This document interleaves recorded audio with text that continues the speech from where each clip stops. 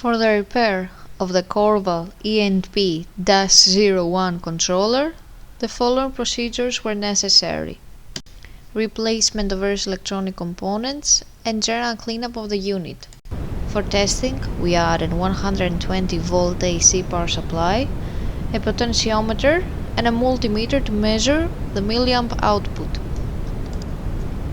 As we near the set point by manipulating the input signal with a potentiometer, the milliamp output can be seen on the multimeter screen, and it's 4 milliamps. As we get further away from the set point, the milliamp output is 20 milliamp. The same process is repeated and for the other controllers.